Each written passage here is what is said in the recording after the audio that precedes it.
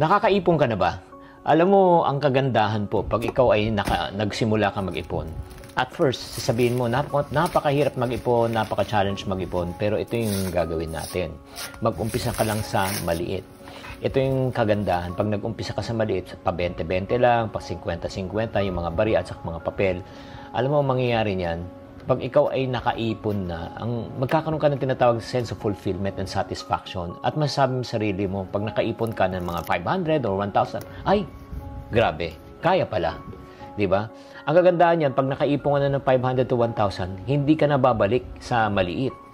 Lalaki ng lalaki ipon mo. From 1,000, magiging 2,000, 2,000, magiging 5,000. At pag tinama mo ng 5,000 pesos, ano sasabihin mo sa sarili mo ulit? Ay, kaya.